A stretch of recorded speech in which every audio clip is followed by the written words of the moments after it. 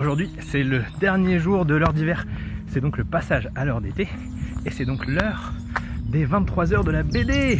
On a 23 heures pour faire 24 pages de BD. Je me lance dans ce défi cette année. J'ai jamais fait. On va bien voir ce que ça donne. Là, je suis en train de marcher. Bien sûr, pas de stabilisateur. Comme ça, c'est bien plus agréable à regarder pour avoir la gerbe. Et j'ai demandé l'asile politique, l'asile artistique, on peut dire, chez mes parents. L'idée étant d'arriver au bout, quelle que soit la qualité de ce qu'on produit, c'est-à-dire de sacrifier à la qualité pour finir dans les temps. Voilà, c'est parti. Alors bonne surprise, puisque du coup ça y est, je suis dans ma chambre d'enfant et je retrouve le bureau sur lequel j'ai dessiné pendant mes plus jeunes années. Une trousse, deux trousses, plein de feuilles de brouillon déjà avec les 24 pages qu'il faudra faire.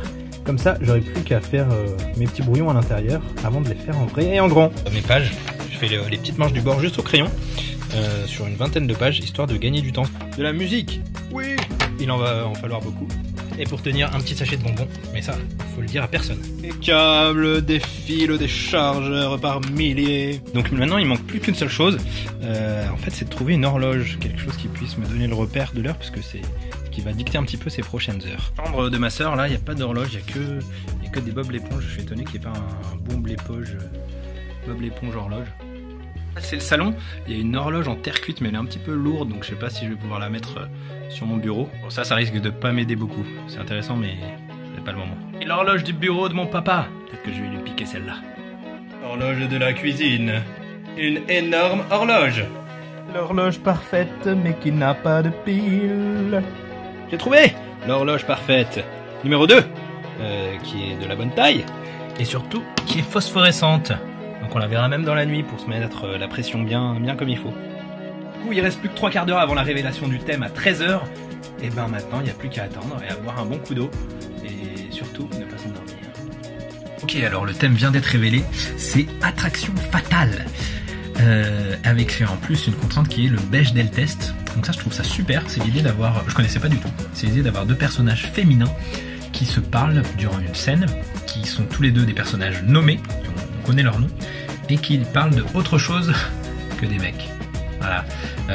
Donc c'est un test qui peut être fait avec pas mal de BD, de scénarios, même de films, qui est intéressant de faire. Je suis pas sûr qu'il y ait beaucoup de films comme ça qui passent le Bechdel test.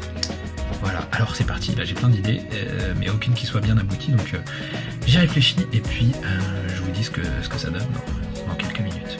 Ciao.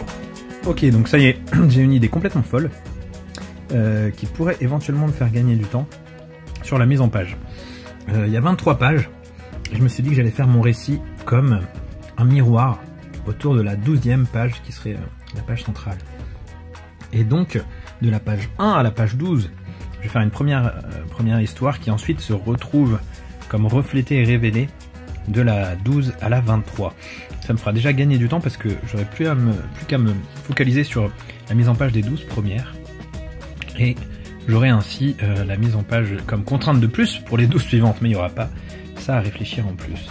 Reste maintenant à affiner le scénario, sachant que pour moi je vais prendre une héroïne féminine qui va donc faire une espèce de voyage initiatique jusqu'à cette 12e page où une révélation aura lieu. Et ensuite, les 12 pages d'après, je veux que ce soit un petit peu la mise en place de qu'est-ce qui va découler de cette révélation et de cet éveil. Ok, alors là j'ai les 12 premières pages et leur scénario. Donc je sais exactement ce qui va se passer jusqu'à la page reflet miroir, qui se trouvera être donc celle-là, la 12e. Ok, donc ça y est, il est presque 6 h, je vais faire ma première pause. C'est pas trop tôt. J'ai fini à peu près mon scénario, je sais d'où je pars, où je vais. Et j'ai fait, donc comme je vous l'ai dit, quelque chose en miroir. Là, j'ai dessiné les 11 premières pages. Donc il me reste à dessiner la 12e, tout ça au crayon. Et ensuite, il me reste plus qu'à faire mon effet miroir magique pour gagner du temps. Les 12 premières pages. Super, c'est tout au crayon, très simple, évidemment. 2 cases par page, des fois 3, souvent 2. Et puis je pense que je ferai une passe à la fin pour ajouter des détails un petit peu partout. Ça y est, j'ai ancré la page 12, donc c'est la page centrale, page miroir.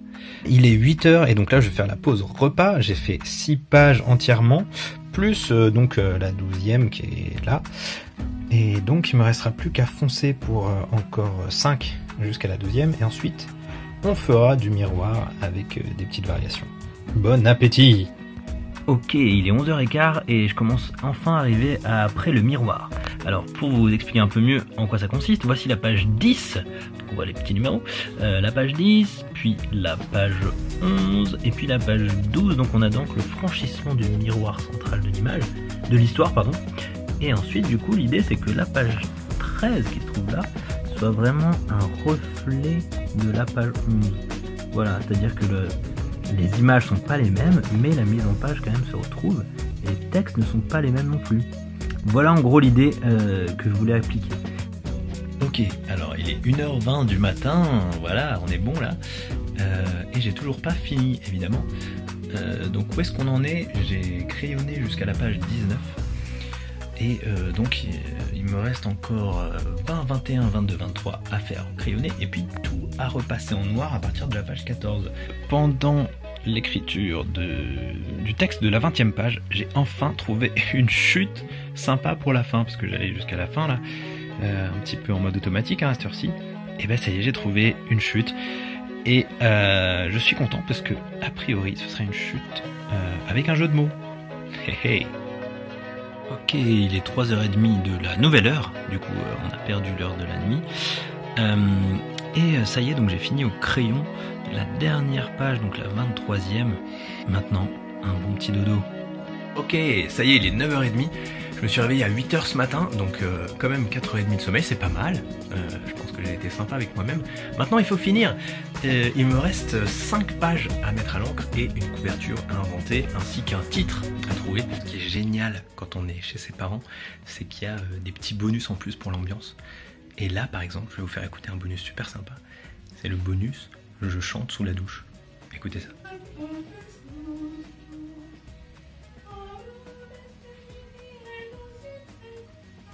Il est 11h-5 et j'ai fini toutes les pages, il me reste plus que la couverture à faire.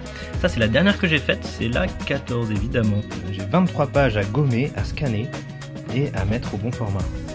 Bon, ça a été le rush, mais ça y est, on a fini, il est 1h moins le quart et tout est scanné et mis en ligne. C'est ce qui a sans doute pris le plus de temps. Voilà, 24 pages, c'est fait.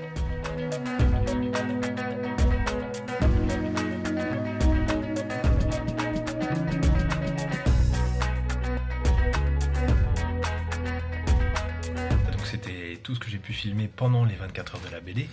Évidemment, j'ai une sale tête parce que je suis crevé. Et évidemment, c'est très mal filmé parce que pas le temps. Dans quelques jours, on revient à de la BD un petit peu plus soignée avec la suite des planches de la fabrique. Où là, au contraire, on voit que je prends même beaucoup trop de temps. Et j'ai hâte de vous montrer ça puisqu'on en est à la page 10. D'ici là, portez-vous bien et n'oubliez pas, dessiner, pauvre fou.